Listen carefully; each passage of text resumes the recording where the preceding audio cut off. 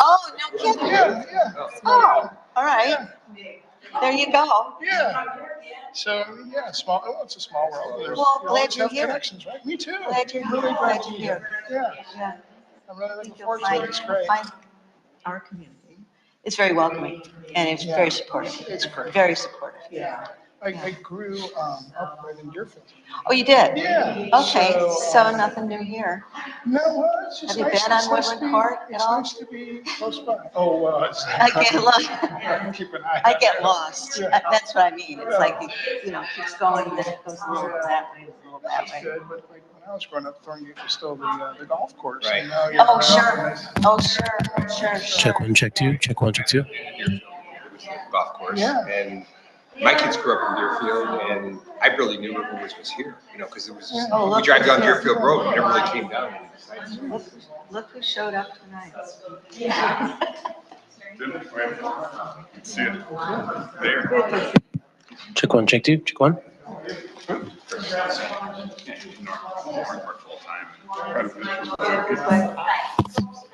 Check one, check two, check one. What's that? Security specialist. Sergeant Mark Petty is a detective, runs the bureau, so. Oh, Yeah. a couple of you school- bring it, huh? Yeah, they want to come. So, that's my doppelganger. Yeah, I was gonna They say. confuse you guys a lot. When we both have our uniforms on, no one can tell us apart. He's young adult. Yeah, he's got the face for TV. What's your name? Really? Yeah, I'll ask you to simply introduce your guests. Yeah. I hope so. Hopefully we'll perform, it's kind of futile, right? Honestly, We have enough? We probably don't have enough. Oh, You can always. I gotta go perform. Yeah. Like you, Yeah. logins and Yeah. meetings actors. This is great. This is my. No, hi, This is Colin. where I like my music. Nice to meet you. Where do you guys live? Oh, yeah. Your path, yeah. Not much, just working here tonight, Brown Eye. Took off today and yesterday from Brook. So you're just making sure. Yeah. Keep them in line. It's funny, I just got the personnel committee meeting, I heard a lot about your background, it's very impressive. We're very fortunate. I heard this one. That was.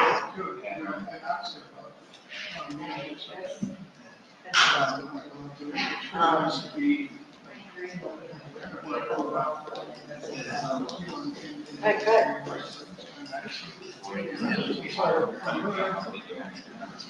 I know you've had at least one very harrowing experience.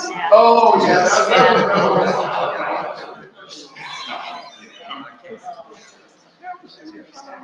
I was working, was training somebody, he got stuck over the way, he just happened to get away. And then all of a sudden, all the phone calls started coming. Oh, the thing. Really fortunate. I'll be 30 years, yeah, in July. Yeah, next year. Getting close, so. 2025, yeah. Hence that Hawaii. Yeah. Promised. You know what I did for our 30th? I went backpacking with my friends. Oh, well. I think it's his fishing trip. If our anniversary was on the fishing trip to Canada, then, that was, I don't know, I don't think I can pull that one off, but.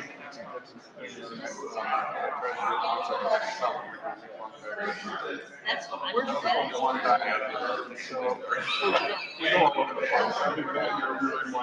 Okay.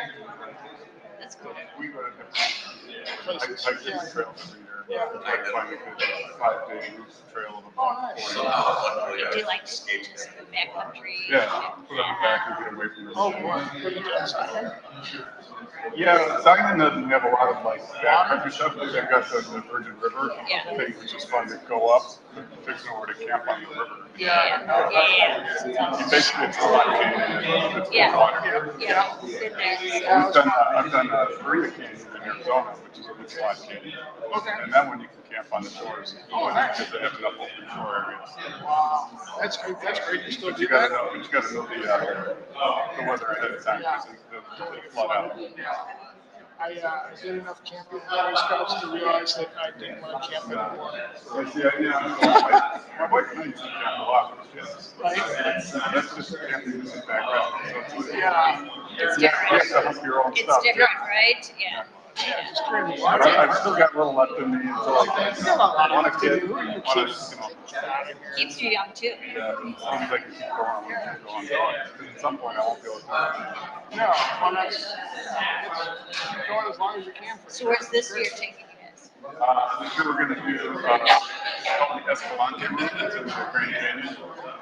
So it's a 5-day hike down along the river and then back up. Holy moly. But you gotta go early because in the summer it's too unbearable. Yeah. So it's not down and back up? So you hike down from the rim. I think that's what it's supposed to You be. hike down to the rim. When you get down the river, you stay down by the Zimmerman water source. Yeah. So, you gotta keep getting back to the Colorado River for your water. And then, you camp along the river as you go along. Kind of a plateau and then come out. Just back with the filters and filter everything. Yeah. That's awesome. That's really cool. It is. Yeah. Yeah, don't just do the pledge of allegiance, jump right into it. right now, I'm thinking of doing something completely not this, but, see what happens.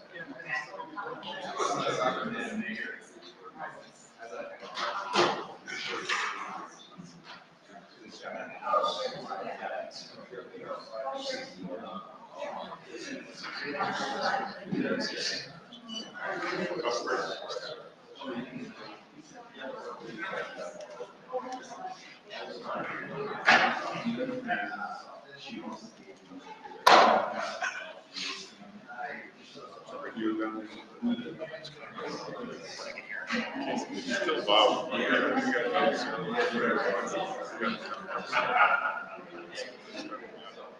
I told, Lincoln Shire, so that's probably Lincoln that's where I saw her out there.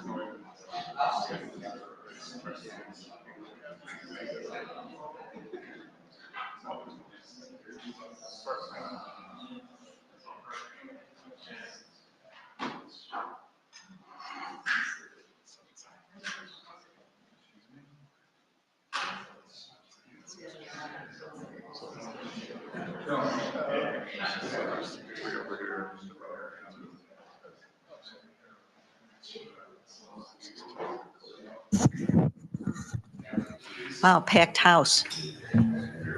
Where are the Romanellis? Does anyone know? They sick or? Yeah.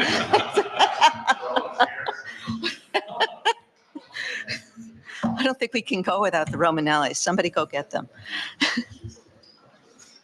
We don't have a quorum without the Romanellis.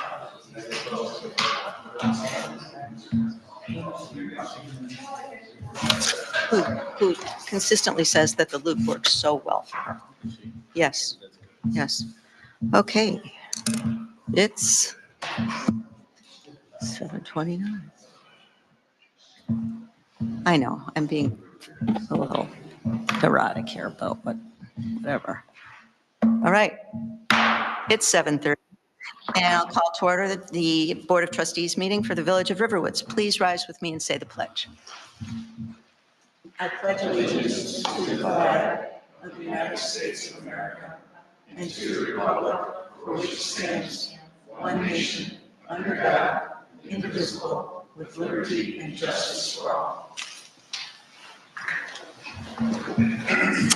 Roll call, please. Mayor Ford. Present. Trustee Clayton. Here. Trustee Dickon. Here. Trustee Eastman. Here. Trustee Hollander. Here. Trustee Jamerson. Here. And Trustee Smith. Here. We have a quorum. Fabulous. First order of business is the swearing in of our new police officer, which is one of my favorite things to do. It's an honor and a privilege to be able to do this. If I could please turn this over to our chief of police. So Mayor will be swearing in Officer Tim Grammons, who joins the village as a part-time police officer and will transition to full-time in February of 2025 or early March, after he retires as the Skokie Police Department's professional standards commander after 30 years of service in Skokie. Tim's other experience in Skokie includes being a watch commander, special operations, being patrol supervisor, and of course in patrol when he started. He worked in tactical intervention. He's a range officer.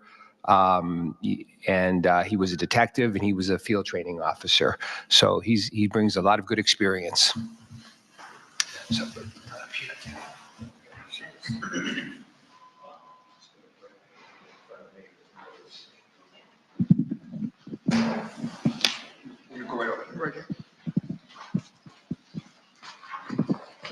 Raise your right arm. And then I'll just have you repeat after me, and then I'll turn the microphone to you so you can say into the microphone for the record. Okay, so I, Timothy Grammons, I, Timothy Grammons, have been appointed to the office of have been appointed to the office of police officer in the village of Riverwoods, police officer in the village of Riverwoods, in the county of Lake, in the county of Lake, do solemnly swear or affirm do solemnly swear and affirm that I will support the Constitution of the United States, that I will support the Constitution of the United States, the Constitution of the state of Illinois, the Constitution of the state of Illinois, and that I will faithfully discharge and I will faithfully discharge the duties of said office of the village of Riverwoods the duties of said office of the village of Riverwoods according to the best of my ability. according to the best of my ability. Congratulations. Thank you.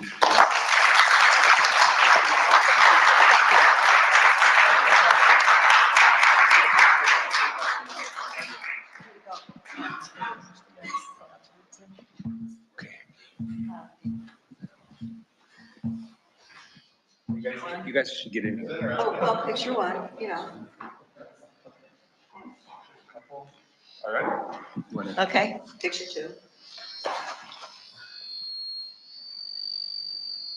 All right. And Tim, you have some people you'd like to introduce? I do. First, thank you very much for taking me on. I'm really excited to become a police officer here in the village of Riverwoods. So it's a great opportunity and I really appreciate it.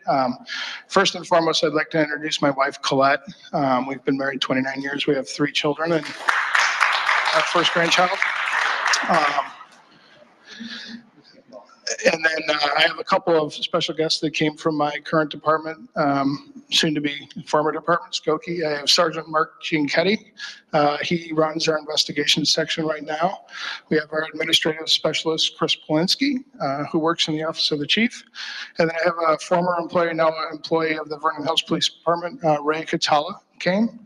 And then obviously I'd like to thank one of my future partners, Chris Lucina, who I'll be working with, and Commander, and the chief for taking me on. It's a great honor. So thank you very much. You guys also want a picture of them, get a picture with my officers too. I'll hold the mic. Oh, okay. Thank you. Yep. I don't care what. She's a Hello.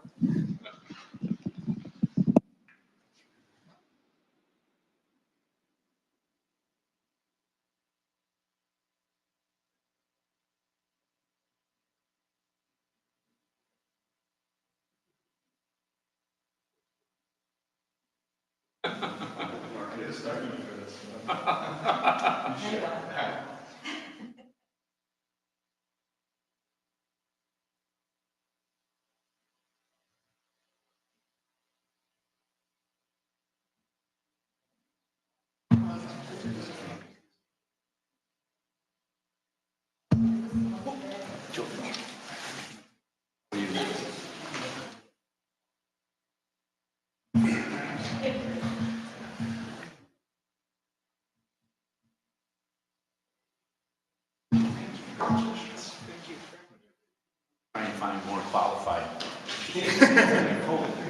Congratulations. I bet you did.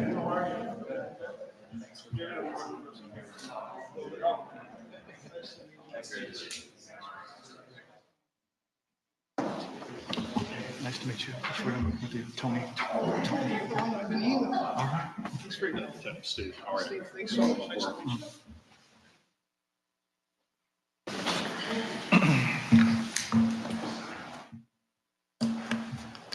Fantastic. Not bad for the last meeting of the year, right? It's, Only one guy left. yeah. Hi, Randy. Yeah, where are the Romanellis? Yeah, the Romanelli, Randy. Yeah. You can pull up a little closer if you want. It's not going to be as exciting the rest of the tax levies probably don't. Okay. Moving on.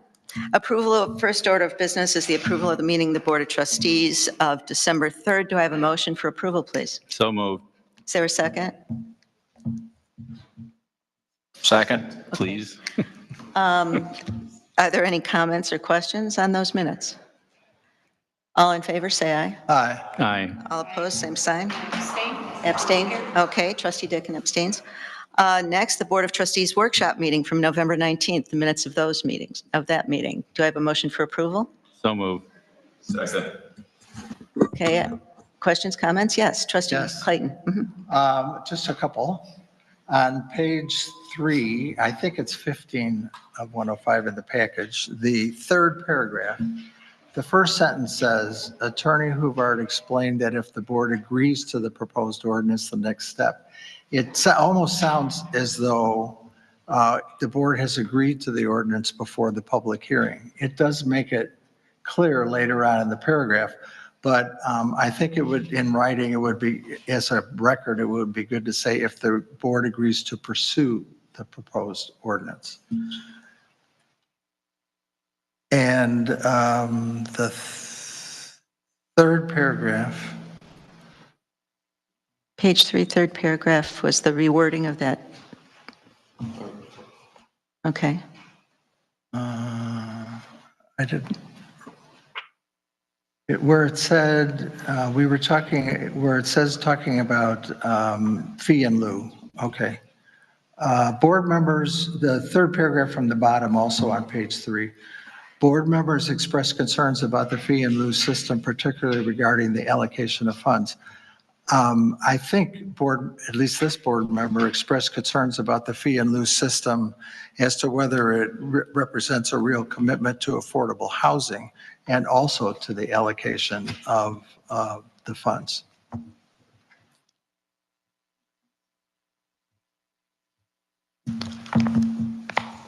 Are those changes agreeable? Okay, would we like to, okay. Who made the I need to motion? make a motion to. Yeah, to accept with To those. accept the motion. I'll make a motion to amend my motion to accept the corrections that trustee Clayton made. Okay, and your second is good? Okay, are there any other questions or comments there? All right, all in favor with Aye. those Aye. conditions? Aye. All opposed? Same sign, thank you. Finance Director's report, first order there is the approval of the bills. Do I have a motion for the approval of the bills, please? So moved. Are there any questions or comments on the bills as presented? Okay, seeing none, may I have a motion for approval? No, you have one. Did I say that? Yeah, we just need to. Sorry, I'm just getting ahead of myself. Roll call, please. Trustee Clayton. Aye. Trustee Dickon. Aye. Trustee Eastman. Aye. Trustee Hollander. Aye. Trustee Jamerson. Aye. Trustee Smith. Aye. Motion passes. Okay. Our Finance Director's report. Director Vasquez, please. Thank you, Mayor. I have one item for tonight's report. For the past year, the village has been using WRB, which is Bill Balling's company, to provide HR services and support. As you may have heard, Bill's last day on this engagement with the village on this assignment was on this past Friday, and his final invoice will be prorated for a half month of his retainer. The board had asked for an update on HR services after a year into this engagement. After some consideration, village staff is recommending an agreement with MGT, which was formerly known as GovHR, to provide HR services for the village going forward. Now that the village has tackled larger HR issues, which included getting full-time positions fully staffed, updating the personnel manual, and updating our employee compensation schedules, we have arrived at a steady state that we feel can be handled with a lower number of HR hours than the current 15-hour a month retainer level that we had in our engagement with WRB. After meeting with the village to discuss our level of HR needs, MGT is offering to provide these services to us on a 5-hour per month retainer amount of $580. Should there be a need for additional services, additional staff would pre-approve the work before exceeding the allotted 5 hours. The HR professional that would be providing these services would be consistent month to month. Stephanie Przybliski is a longtime HR director for local government. She had over 20 years of experience as the HR director for the Village of Orland Park. For the past 5 years, she has worked in an HR consultant role with MGT, providing services to a number of municipal clients in our area, including recent work with the Deerfield Park District, who gave a glowing review. The types of HR services that the new consultant would help us with include, but are not limited to, work such as open enrollment assistance, onboarding new employees, promoting the employee assistance program available to village staff, informing the village of changes to employment law and necessary updates to our personnel manual, assistance with salary survey data collection to keep our position ranges up to date, verifying that employee records are being kept complete and up to date and that they are in compliance with what we are required to retain, assistance with recruiting, and general employee relations. After an initial Zoom call, the mayor, chief, and I met with Stefana Przybliski. We all left the meeting extremely impressed with her level of knowledge, professionalism, and flexibility to structure the 5 hours a month to best meet our needs. While MGT has offered us a variety of options for length of the agreement for these services, we thought an initial 6-month engagement would work best. This would allow us to determine if the work provided and the 5-hour a month level are satisfying our HR needs. At that point, we would look to bring the board a proposal for a longer period of 1 year. And that's it. What I had for my report. Are there any questions for our director?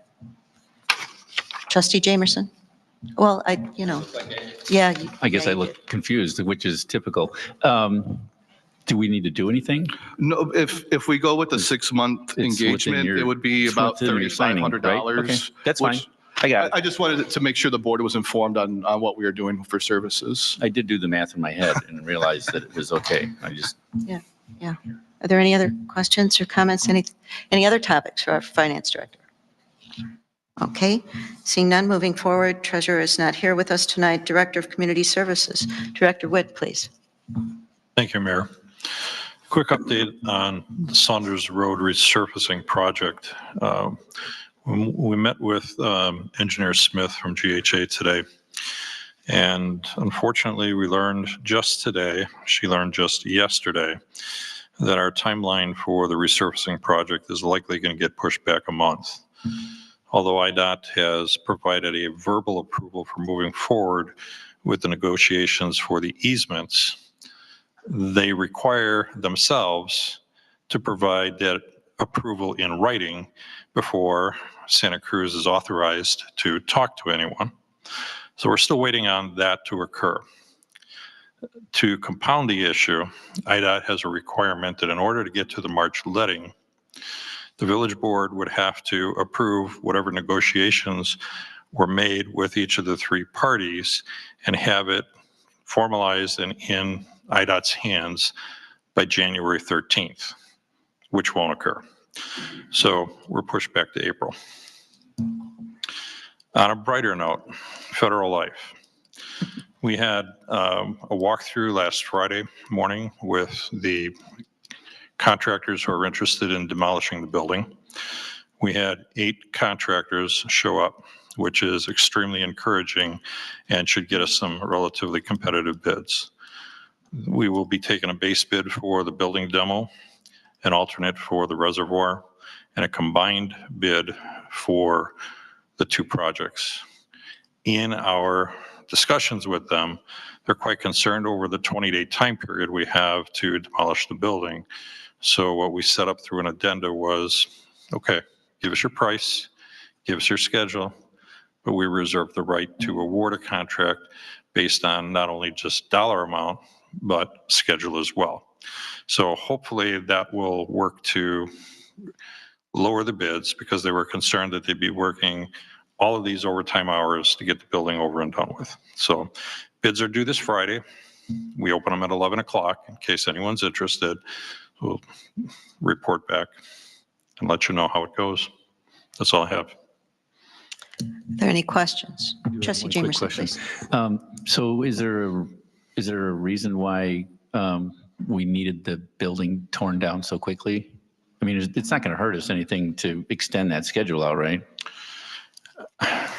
No, it won't hurt our schedule, because last week we found out that the Deerfield Road project is going to get pushed back and likely won't start construction until sometime in 2026, because they're having the same issue with getting easements. They have 3 properties that they firmly believe are going to go to court, and they have now pushed things back. So we're lucky to see them go for, I think, an August 26th letting, which may mean they start either very late 26 or somewhere in 27. So at this moment,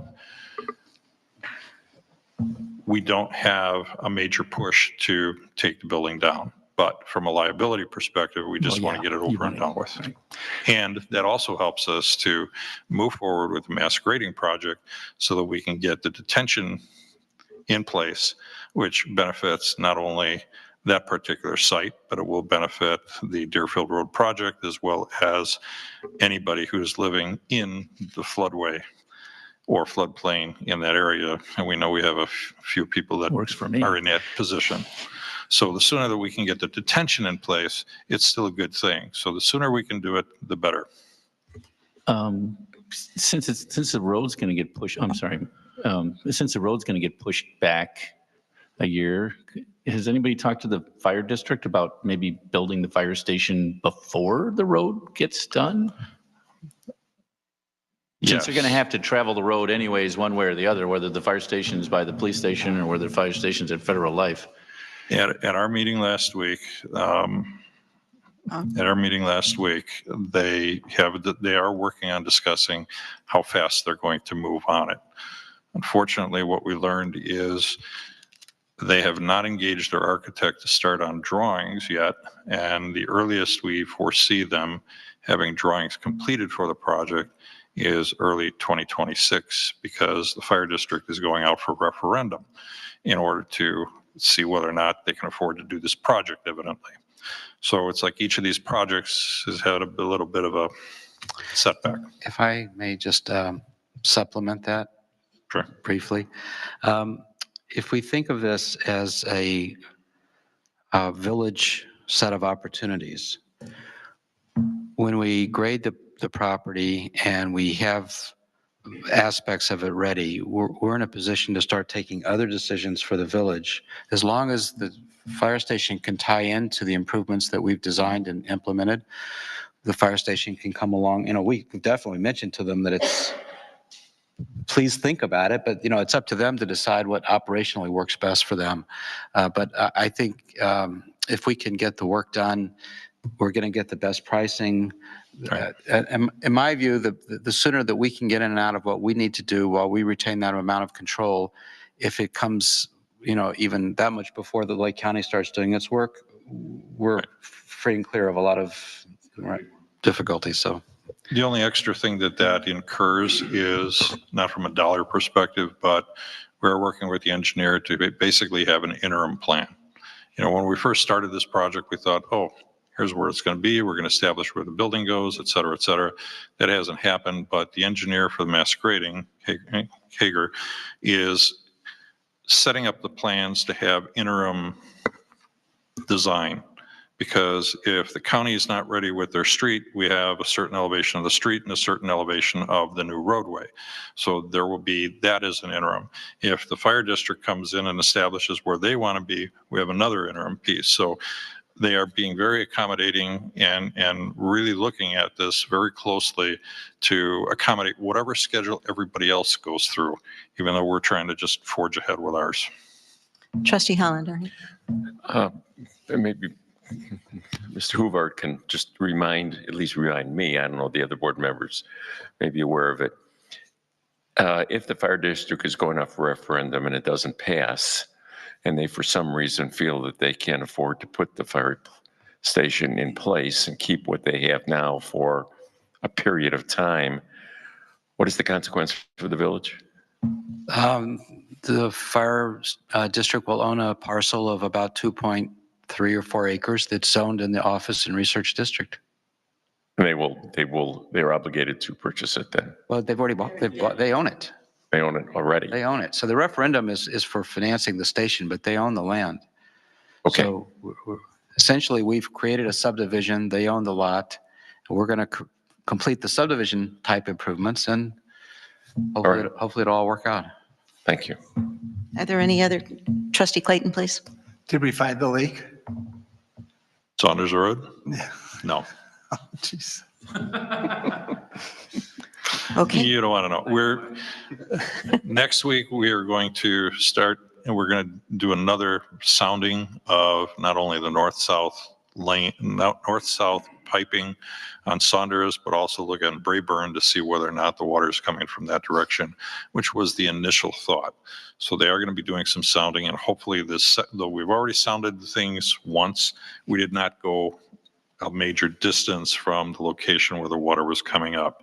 It could be flowing for quite some distance based on the granular material that the pipe is actually put in. So they are going to sound this thing a little bit further and see what they can come up with. So hopefully within the next 1 to 2 weeks, we'll know what we're doing here. If not, the direction I've given them is let it sit till spring. When the ground fully thaws out, even though it is mushy at this point, and we see where water's coming up, we'll redirect our forces to it. But we've looked at, or GHA has looked at on our request, the loss readings, how much water we're taking in from Northbrook versus how much we're actually billing out. And they're not seeing really any difference between this year and last year. However, we do know that the water is chlorinated, which doesn't happen in nature. So we firmly believe that it is domestic water, but to find that leak, this one's a tough one. Are there any other questions, comments? Thank you very much. Thank you. Consultants report, our attorney's report, please. Are there any questions for our attorney? Okay, thank you. Plan Commission report? Oh, well. No report. Well, I will say that we okay. did publish to have a hearing on the residential plan development ordinance, the text amendment at the Plan Commission. Their meeting in January was scheduled for Monday, January 6th, instead of the normal Thursday, first Thursday of the month, because of some scheduling conflicts. There will also be a review of the Trudy subdivision up on Duffy at that meeting. Any questions, comments? Okay. Moving forward, Zoning Board of Appeals. I believe they did meet for a record time. They met last Thursday. It was a record meeting. The chair started about 1.5 minutes late, and we were out by 7:40. The full hearing, the full determination. So that Setting the bar is pretty high. They did approve the signage for the credit union, for Advius Credit Union, but we have no other pending cases that are scheduled. Okay. All right, moving forward, police report, Chief. Yes, in addition to the police activity in your packets, a couple other things of note in the activity is that we did make an arrest of a suspect who we located in Fox Lake and charged him with check forgery scheme, charging him with 1 felony count of theft and 2 counts of felony forgery. The charges stem from an investigation that began last June in a scheme where the suspect reproduced and altered payroll checks from a Riverwoods business, making them payable to himself and electronically depositing them into his own bank account and a family member's bank account. And then additionally, I wanted to mention, also related to this, just a few recent successful flock hits with our cameras, our automatic license plate reader cameras that the board authorized last January. We had a hit on a stolen vehicle that entered our town at 5:40 in the morning at the end of October. We located the vehicle at Deerfield and Saunders. We attempted to stop it, but the vehicle fled and left southbound on the 94.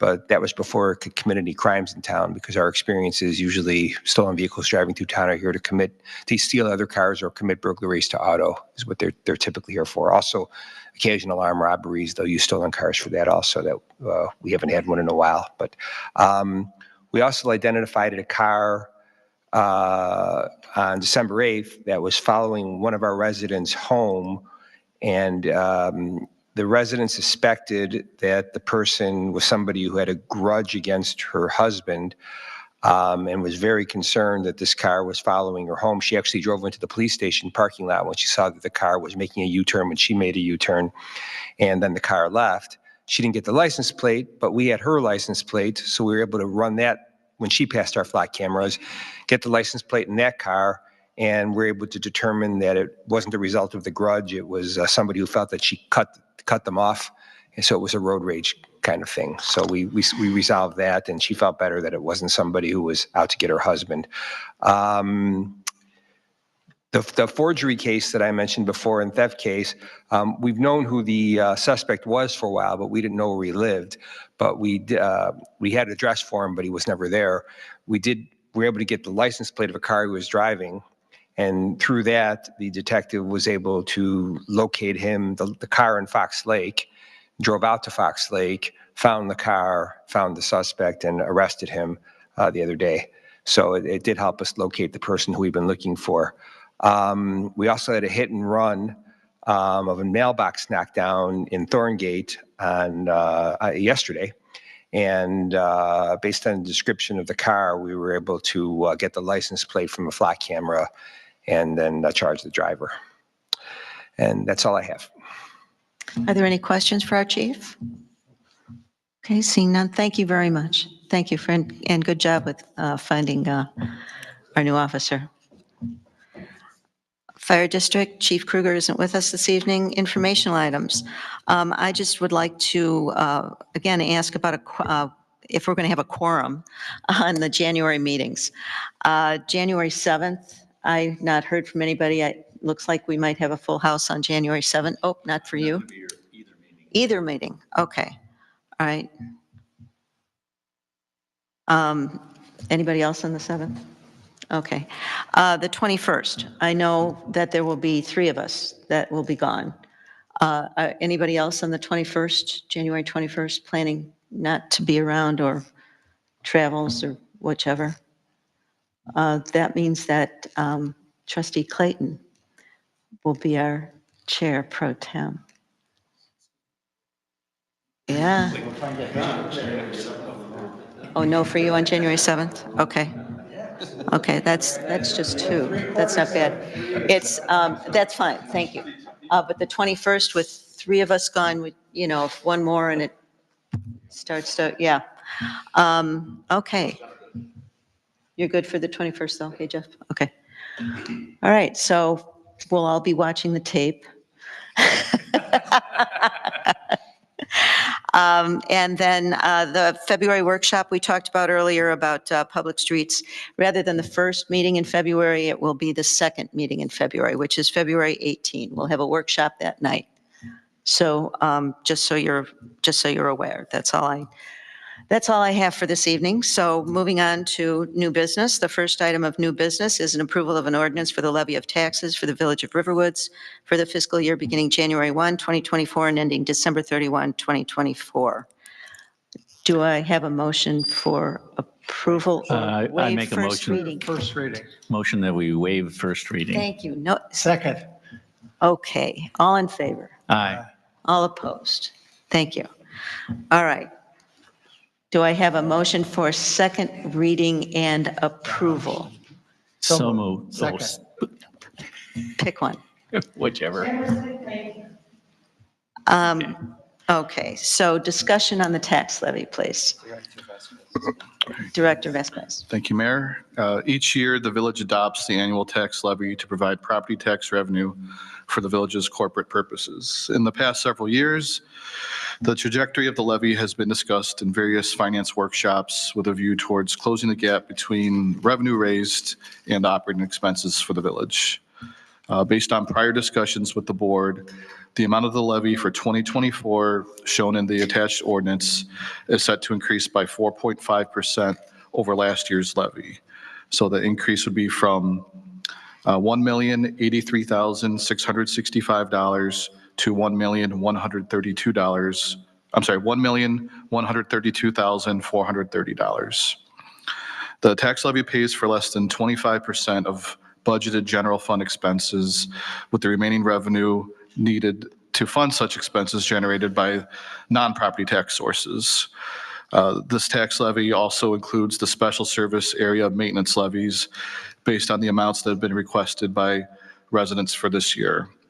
And as a reminder to the county, the outstanding bond levies, which are applicable to various SSAs, are also listed. So in addition to the village's levy, we worked with the various SSAs to get in contact and make sure we were on the same page in terms of what they wanted levied for their respective SSAs. And this draft ordinance has been circulated with them to go further to make sure we confirm those totals with them. And again, the recommendation, well, we've already waived the first reading, and the recommendation is for adoption of the ordinance. Are there any questions? Comments? Trustee Jamerson, please. So I have two questions. First of all, in the past, we've always had something similar to what the police appropriations were. They went line by line. And I don't know how useful those were to everybody, but we had that same thing for the rest of the village. Is there a reason why that was left out? Look at attachment A. I think it's at the end. We've always. Well, attachment A is for the police. There's nothing after that in my packet. There's just the police levy. I mean, police appropriations. That's what we've done in the past to show the breakdown of, what were you thinking of? This is what we've had in the past in the tax levy ordinance? No, we had the same thing that the police did for the rest of the village. Are you thinking of the appropriations? Well, that's my next question. Oh, sorry. So that's my next question. The appropriations, when I joined the board, which was a long time ago, the attorney before Attorney Huvard went to great lengths to tell us about the appropriation and ordinance and how it was way more than we were ever going to spend. And now this one seems to be much tighter. And I'm curious as to if there's any room in this ordinance for overage, because my understanding is if we go over. I think I can clarify this. Am I in the wrong part of the year? Would you like me to try, or do you have your? You can. So if you look at the first page of the ordinance, we listed all of the amounts that we actually appropriated last March. That's the appropriation ordinance is where we set the maximum amount. We levy within the amount that we've appropriated. Okay, I'm thinking of the March thing and not the, okay. Thank you. Never mind. I remove my question. Sorry. Are there any other questions or comments? I will add that at our SSA meeting, our treasurer was very complimentary of the way that the SSA accounting has been run this year and the information that was given, the responses, and so forth. So very complimentary. I just thought you should know that, you know, there are people out there who do appreciate and take a look at that levy and come back and notice a marked difference between what had happened in the past and what we're getting now. So Thank you. congratulations to the finance department, the director. Oh, thank you. Myself and Moses in accounting have worked pretty diligently to make sure that we're trying to be very responsive to their questions that they have, as you know, most of them meet annually around that time of the year. Yeah. Any other discussion? Okay, roll call, please. Trustee Dickon? Aye. Trustee Eastman? Aye. Trustee Hollander? Aye. Trustee Jamerson? Aye. Trustee Smith? Aye. And Trustee Clayton? Aye. Motion passes. Next on the agenda is an approval of an ordinance restating Chapter 7 of Title 8 of the Riverwoods Village Code to adopt lots of different codes. And I'm not going to list them. May I have maybe we should have a discussion first. Director Witt, would you like to lead us through this, please? Certainly, Mayor. So staff is seeking to upgrade the building codes that the village adopts to regulate construction within the village. There are two main reasons for doing so. As indicated in my memorandum, adoption of newer codes will improve our classification rating with ISO, which theoretically affords property owners with lower premiums for property insurance. The second being that the state of Illinois has enacted a new law which requires communities to adopt building codes that are no older than 9 years, as well as adopt an appendix to the building code that regulates flood-resistant construction and the adoption of the existing building code. Currently, the village has neither of those two documents adopted, but that is part of the ordinance that's in front of you tonight. The existing building code's been around since 2003. It is a new code for the village. And what it does is it sets forth different levels of activity within an existing building, and based on the intensity of the work that's occurring, maybe smaller projects, maybe up to 50% of the whole building being renovated or doing the full thing. It enacts different levels of other codes, like whether or not fire sprinklers should go in or whether or not you have to upgrade certain things. So the adoption of the 2024 codes will prevent us from having to adopt new editions of the codes within the next 6 years. If we continue with where we are, we still have to do the adoption of the flood-resistant construction as well as the existing building code. So to me, it makes sense that we move forward, adopt the best that we can at this point, and defer the next adoption for another 6 years. Trustee Clayton, please. Just as kind of general background, does the adoption of these codes substantially change the cost of construction in our village? Does it mean that there would be less new build and more renovation, or what is sort of the impact of adopting the codes? I don't have a number for you. I think it's too early to really have. The National Home Builders Association typically puts out that information. They guesstimate where those costs are. I have not seen a comparison between the 24 and the 18 at this point. Generally, the increase in cost comes from the state's adoption of the energy code, as we're trying to squeeze that energy turnip to a point where everything is net zero, where what you put in is only what you get out, and it evens out. So you have a lot of cost in putting in insulation and features like controls for electric and mechanical systems. You spend a lot more money in those systems, but over the lifespan of the building, you recoup that in energy cost savings, which then looks at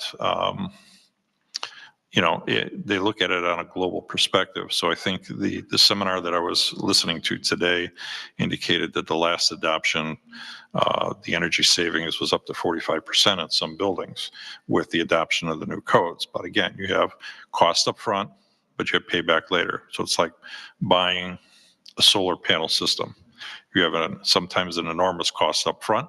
Time, it's a payback if you're lucky, and if they're tuned the way they should be. It doesn't work for everybody, but if it's really designed right, it works well. So no, I don't have an exact number at this point, but yes, there will be something for the general construction aspect, but at this point, we are not adopting a new energy code. We're keeping the same energy code as the state has right now, which is 2021, which has been in effect for 3 years. It's likely that it will be another couple of years before they enact the 2024. Trustee Jamerson, please. I do have a comment to Trustee Clayton's question. I was on the committee that rewrote the Chicago Electrical Code twice in the last 25 years. Should be more often than that, but that's the best the city can do. Their big concern on the electrical code was affordability for residents. And one of the things that they changed, and the national code has changed, is the use of ground fault protection and then arc fault protection in residences. And yes, that will increase the cost of those constructions. Even renovations need to have that protection to some degree. But it's obviously a life safety issue and super, super important. So yes, on the electrical side, it's important. They change every 3 years, the electrical code changes, and they're always making it a little bit more stringent. So it will, but it's a necessary evil. Are our neighbors also on 2024? I have not taken a poll on who is on 2024. I'm aware of other communities, but I don't know who circles us that is on it as well. I'm sorry, I do have a couple specific things. Sure, go right Okay. ahead, please. On, don't laugh. On page 7 of the code, number 1, I think this is a very minor typographical thing, but I believe the first sentence should read, for new single-family dwellings except detached garages, as opposed to expect. Yes. And the second one that I had was just a question about Knox boxes. Are we requiring all homes, all new homes in the village then to have a Knox box? Is that right? That is something that I came across within the last 2 weeks working on this, that yes, part of the fire code requirements, Knox boxes per our ordinance that has been in effect. This is nothing new based on what we're doing tonight, but that is a carryover from the previous adoption, that a Knox box is required on all new single-family homes that require fire sprinkler systems. In many ways, it's a good thing because it gives quicker access to a building in the event of the need for emergency responders to get in. It's a heck of a lot easier on your budget in lieu of new windows or a new door when they take an axe to it. And it does happen. On the subject of Trustee Hollander, did you have a question? Oh, okay, I'm sorry. On excuse me. the subject of corrections, in the fourth whereas clause on the first page, I struggled quite a bit to get all of these listed and the right dates and everything. Just reading this one more time, I see that in the first line, it says 3 copies of the International Building Code. Right after that should be the International Existing Building Code. It's a separate code that we added this year. So there's 3 copies of the International Building Code. If you look at the adopted codes, then the next one is the International Existing Building Code. So that's sort of a scrivener's error, but we should insert that in that whereas clause as well.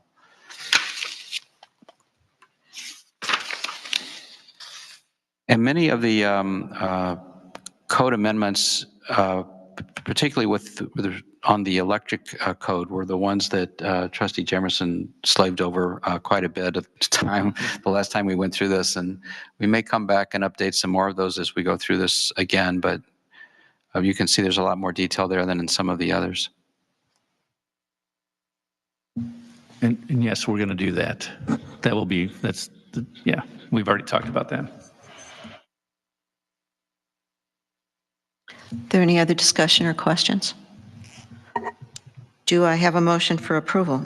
Did you do a first? Oh, waive first, first damn reading? You know, I don't know. There's something about me that just doesn't want to get those things straight. One of these days we can talk about whether the board wants to just abolish first and second readings. It's we don't have to do it. It's our practice. We've put it in the code, but we could do away. Cumbersome. I make a motion that we waive first reading. Yeah, we can. Is there a second? Second. Okay, all in favor? Aye. All opposed, same sign. Is there a motion for second reading and approval? I'll make a motion for second reading and approval with the With the correction noted that corrections. the village attorney made. I'll second it. Okay, is there any other discussion? Okay, roll call, please. Trustee Eastman? Aye. Trustee Hollander? Aye. Trustee Jamerson? Aye. Trustee Smith? Aye. Trustee Clayton? Aye. And Trustee Dickon? Aye. Motion passes. Thank you. Thank you. Last item is a discussion of the revisions to an ordinance amending provisions regulating the burning of landscape waste. There have been so many suggestions and changes that it seems like we just need to talk about this a little bit more, react to it a little bit more before putting it through. There have been some, well, I think I'm going to turn this over to our attorney because he's consolidated all of those. Well, obviously, when Discussion, please. you get comments that are at imposing viewpoints, you kind of pick and choose a little bit to what you think is a middle point. The main point I think that I learned is Director Witt shared with me the definitions in the fire code, some of which pertain to open burning, which I didn't know about. And since we've adopted the fire code and since it governs some aspects of open burning, it seemed like we ought to try and make some of the definitions consistent. And it actually, of course, they have thought about it a lot longer and more than we have. So when I looked at the way that the fire code approached some of these things, I thought some of our definitions just don't work at all. So, for example, in our definition where we had fire pit and fire ring lumped together, the beginning of which a fire pit is some kind of firebox or container, and then the fire ring is just a circle of stones on the ground. Well, you're really not talking about the same thing.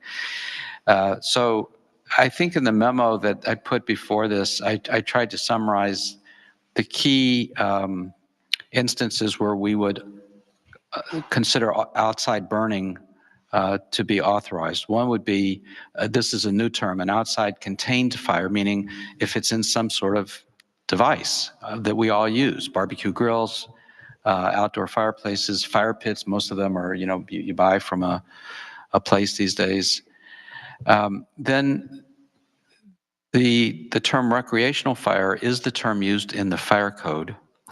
And the fire code is the one that describes this as something done for ceremonial, religious, campfire type, gathering purposes. We had a definition for bonfire, and I guess we contemplated that people would have fires for various sorts. I sort of took the discussion that we were all having as meaning we need to be able, in some instances, to burn leaves, but it didn't seem like we really needed a lot of room and bandwidth to have recreational fires in the village. Now, if I misread the board on that, you all will correct this, but the idea was if someone's going to start a fire just because they like the idea of having a fire, and it's not in a containment type device, it really ought to have a village permit. For landscape burning, which is how this all started, I left the current size of the landscape pile at what we have currently, which was a 5 by 5 by 5 foot pile.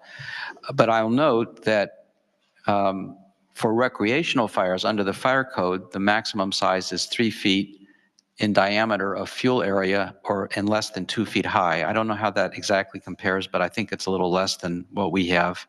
I don't know when people burn leaves. I know when we got to that 5 by 5 dimension, I think there was some discussion of it, but I don't know. That seems like a fairly large pile of leaves to burn in a single pile at one time. I can kind of see burning a smaller fire, but again, I haven't burned leaves in a long time, so I don't know what that is. The existing code talks about, in our ordinance, talks about having a fire hose and or some type of sprinklers available. It wasn't clear what that was referring to. Everyone around us here had assumed that you had to have a hose available when you did landscape burning. I found that in a previous ordinance from 2001 or 6 or some long time ago that somehow didn't survive in that current form here. So I moved that requirement into the paragraph that dealt just with landscape burning to say, no, for landscape burning, you should have a hose or some means of extinguishing the fire at hand. The hose, at least I understand, is what everyone assumed at this point. And the last category is prescribed burns, which are done pursuant to a permit by the state of Illinois. So I think you saw, for landscape burning, I guess I'm going backwards, we suggested, a number of residents had suggested having certain days of the month, every month the same. Everyone would always know what they were. It seemed like having one day, and there's a weekday, one day that's a weekend, would help people who would only do this on a weekend. So doing a Friday and a Saturday was meant to give someone 2 consecutive days. The same 2 consecutive days, first Friday and Saturday of every month, was, you know, one way of identifying them. That was the thinking. That's how we attempted to reconcile divergent opinions. The attachment I found is from the Illinois EPA. You can find many fact sheets. They're all dated from different epochs, different directors of the Environmental Protection Agency.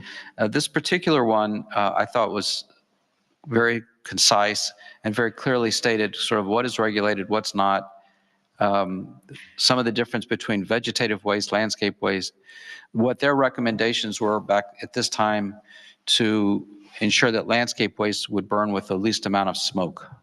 So I included that for the board. Trustee Hollander, please. I had no problem with most of this. The only thing I objected to was the time limitation. This all started because we had 1 or 2 or maybe only 1 resident that was abusing the privilege of burning and affected a lot of other residents. But this has been in effect for many years in Riverwoods. We haven't had any complaints. And it just seems to me that if you're going to be responsible enough to have a fire and have water and have a limited area, that you should be able to do that when it's most convenient for you. There's nothing magic about a first Friday or Saturday of the month. And I would personally object to limiting when one can have this privilege.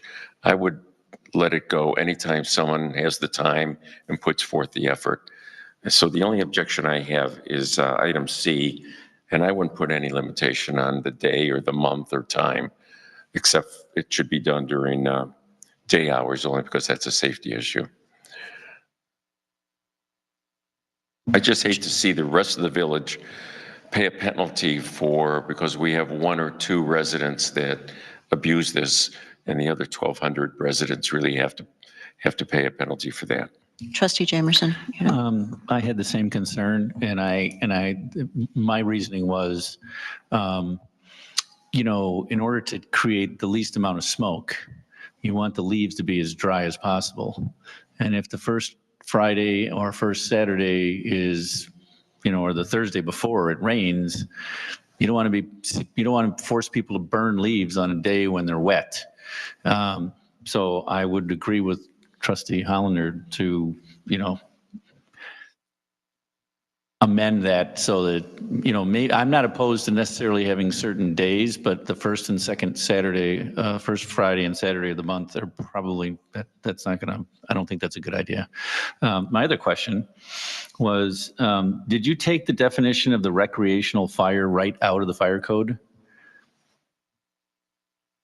Because you mentioned, you know, I read it, and I had to read it 3 times before I understood what it said, just because there's a lot of commas in there, I and, think it's very close.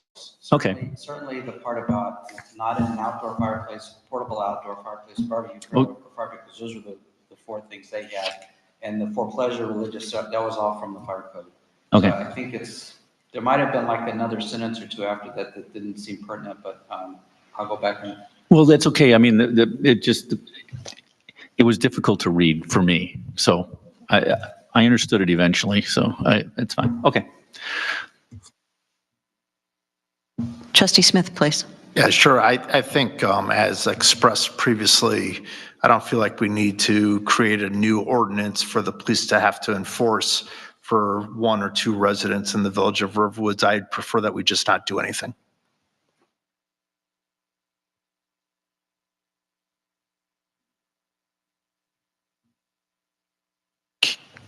Trustee Clayton, did you?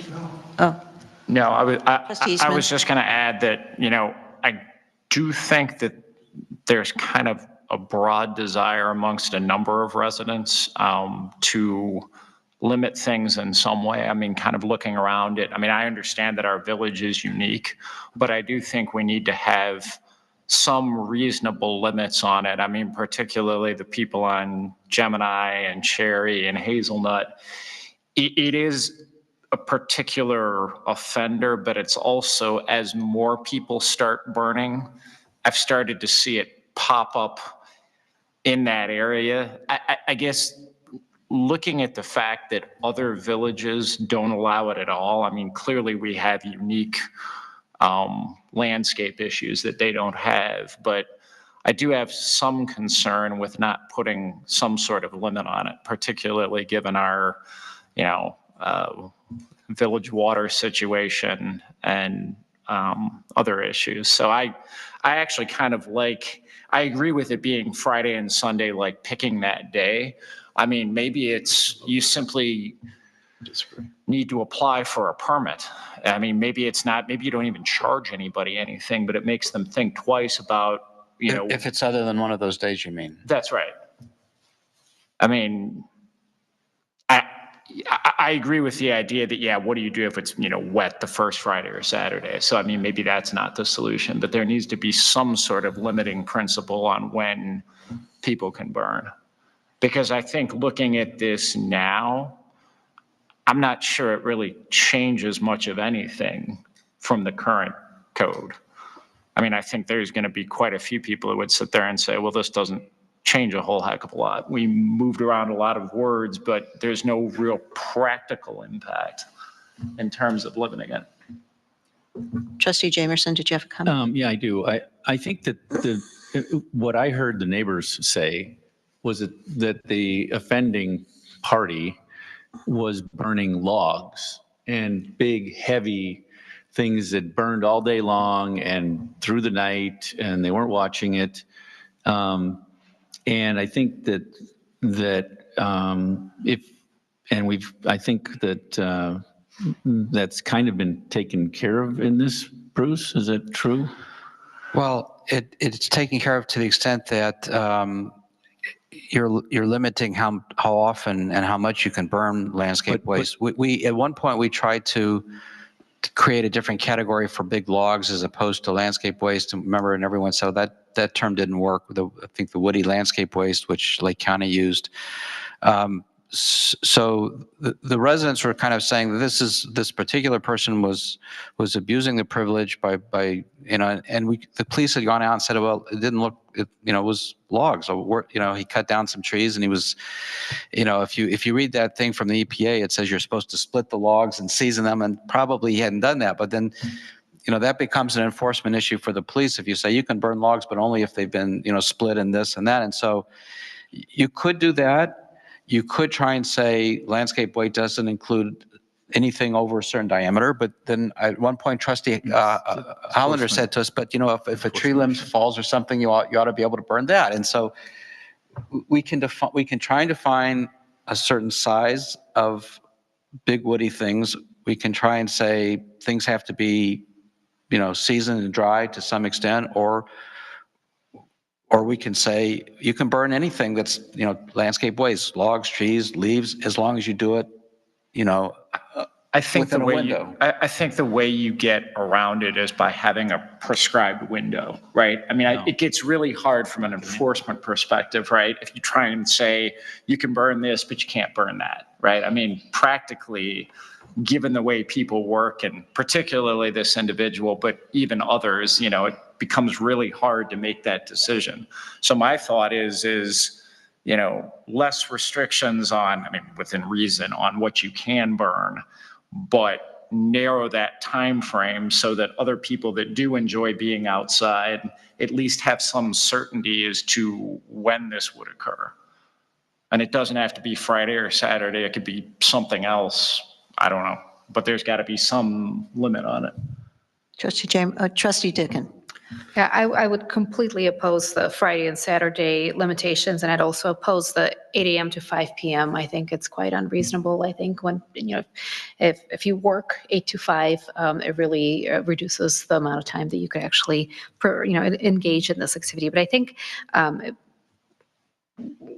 going back to some of the comments that have been mentioned, we've only had a number of occurrences where the police department couldn't really enforce an ordinance because we didn't have any limitations in place as to what we're trying to enforce. I think it would be very difficult to encourage compliance to have residents apply for a burning permit. I think we're just not going to get people to apply for multiple purposes. I think people wouldn't care to put in the effort, and also for awareness purposes. With that said, I'm wondering if we could come up with other limitations, such as, we've got the wind speed. If smoke is over X number of feet, then maybe that could be reason enough to stop the burning. But I think the limitations of specific days and the limited 8 a.m. to 5 p.m. is an unreasonable expectation.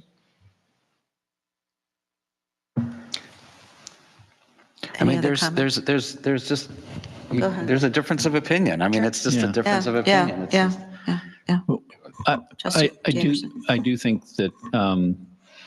think that by moving words around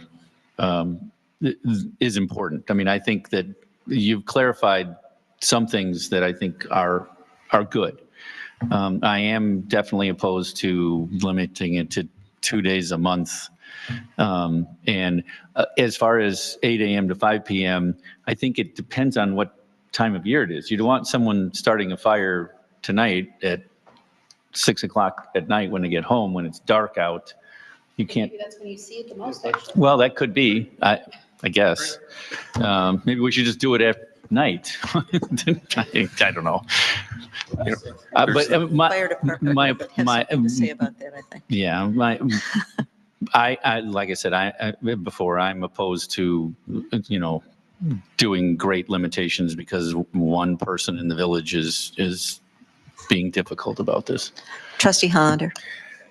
We don't have to solve this forever this time. We can do what we can do, put it into effect, the things that we seem to agree on, see what happens over the next year and a half, and modify it if we need to. We don't have to fix all the problems that we don't even know we're aware of right now. So I think we ought to, if time is the only issue that appears to be present and the rest of the wording is fine, maybe we take a look at it again a year from now and see if we want to modify any restrictions on time. But I would try to get the rest of it in place because it appears that that's what precipitated the problem. So were you able to collect all that information? Well, the restriction on time that there seems to be agreement on is that it should be during daylight hours. And maybe you prefer sunrise to sunset over 8 a.m. to 5 p.m.? Yes.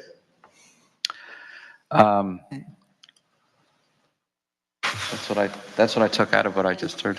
The clarity about the clarity in terms of landscape waste and well, that's in there. Recreational fires. I think that's in there now. Already in there. Is there any concern that the size of the leaf pile should be smaller than 5 by 5 by 5? Is that realistic? I think we're talking specifically leaves. 5 feet of leaves is a lot of leaves, and it's going to generate a lot of smoke. This is 60 inches above 5 feet, so you go that. I mean, maybe if we, maybe that's one way of getting at this without the time limitation is to just look at the fire code limitation, limit the fuel area. That limits the size of the material. Bingo. Maybe we'll do that. You know, by the time someone complains that this thing is over 5 feet high and the It police won't be. get there, it will no longer be 5 feet high. You can't let the perfect be the enemy of the good. Let's be practical. This is not going to happen. I mean, I'm just saying that if you start with a smaller fuel area, it'll be more apparent to the police if it's larger. Have I sold anyone on that as a compromise? Keep it. Yeah, I mean, at least then they'd have to cut the logs into smaller pieces, I guess. Maybe that would be the. I don't know. Okay. What you do about. So 5 by 5? I think so. Landed on? No. Anytime you want? Go with the fuel code definition. Yeah. The fuel code, which is fuel area of 3 feet in diameter or 2 feet in height. Okay. Oh, it's Trustee Dickon, I'm sorry. So I think what we're trying to do is come up with reasons enough that would qualify a specific burn. I guess we're trying to come up with specifics that would allow for the police department to tell the resident to put the fire out. Yes. Right. Do we not have enough specifics in place? I mean, just the size of the logs and whether they've been We cut. don't currently. We don't currently. That was the issue we just had, that the logs, there was nothing that said logs had to be within a certain size, or, I mean, I assume that the police thought that the firewood did not exceed 5 by 5 by 5, but the residents were saying it was. But that alone would solve our issue, right? So if we say that you can't have a log more than a certain diameter. I mean, fuel source. There was the constancy of the burning Also. occurring frequently. And that's why I get back to the issue about you got to limit the time frame that someone is allowed to do. Well, I mean, that's- there is, let me suggest this also. Besides this, that the size of the fuel, but besides the size of the fuel area, there is a provision that we added in here that if a particular instance becomes a nuisance, and maybe rather than, as Trustee Hollander is saying, we can't solve everything, but maybe we just say, if we have an outlier like that, That's one way to do it. maybe we rely on that. Okay. I mean, that's your out clause. Maybe that's, And maybe. yeah. Trustee Clayton? On a slightly different course on this, I agree with everything that's been said so far. But there's still another instance to me of burning that goes on in the village that isn't covered by the changes in wording, and that has to do with during the cost sharing programs and other programs when they remove large amounts of buckthorn and other land waste, that other invasives that go along with that. The way it's done is to make teepees of this material around the property, and then it's burned. And that returns some of the carbon to the soil and so on. And so it's a kind of a compromise with that. That's not a prescribed burn, but it is a restoration burn. And I think we need to recognize, if we're going to limit things this way, I think we should recognize that there is a restoration burn exception. Yeah, that's a good point, but I'm kind of wondering if prescribed burn doesn't cover that. Because the wording says that an Illinois EPA permit and so on and so forth. Yeah. The people who do this in the village that do native restoration get a village permit, but they don't get an EPA permit. Okay, sorry. Thank you very much for that. I do Trustee know Dickon. that, I'm sorry. No, please, no, Okay. please. I do know that a number of companies actually call the fire department and ask for a permit to do that type of a burn. That's how it happened on our property. So I think it'd be good to check with the fire department to see if they're actually getting these calls in, but maybe that's something that requires more specifics. Okay, I'll look at that. And And maybe for that type of, go ahead. maybe for that type of burn, for a restoration burn, then we do require a permit. Because you're going to hire a company. I mean, I hate to, I don't know. It's going to be a bigger, it's going to be a bigger pile than 3 feet in diameter, 2 Right. feet tall. Oh, for sure. And if you're in the cost sharing program, Well, yeah. then the restoration program, the people will have already applied for the permit to do the cost sharing program. So this would only apply to people who are not or have hired restoration services that aren't in the cost sharing program. Correct. And I think we have to, I think we have to allow people who don't want to pay for a contractor and don't want to be part of the cost share program to be able to do this on their properties. Right. So we have to figure out some way to make that. I'll also check with Steve Zimmerman to make sure I understand what people do. I had a also. conversation today with Randy Merrill, and we were talking about the cost share program, what she's going through right now. And they're doing a survey, and, once they get that data, we'll talk about, what needs to be changed, what can be changed, and so forth. So Trustee Hollander? Luckily, we have until next April to figure this out, since no one's going to be doing any burns until then. Yeah. So maybe we ought to table it until our attorney. I disagree with that. There's often. They may not be burning logs. They may not be burning leaves, but they may be burning logs. They do burn. It's the season for prescribed burns. You'll have to vote on it before your term's over. I'm sorry, Henry. I'm sorry. Good, yeah, good thought. Okay. Okay, so I know we'll just what keep to do. moving forward with this. We've got a couple other things to think about. Any other comments you'd like to make at this point? You'll be seeing it again. Painfully true. It would be nice if somebody had a very direct conversation with the fellow who is actually burning and making the point that what you do affects your neighbors and possibly, either knock it off or make it smaller. I don't know. Just a suggestion, Okay. No old business. Are there any, Randy, do you want to address the board? Okay. Okay, fine. There's no reason to go into executive session. The next time and date for our next meeting is regular meeting for January 7, 2025. So happy holidays, happy new year. And do I have a motion for adjournment? So moved. Second. All in favor, say aye. All Aye. opposed, same sign. Thank you very much.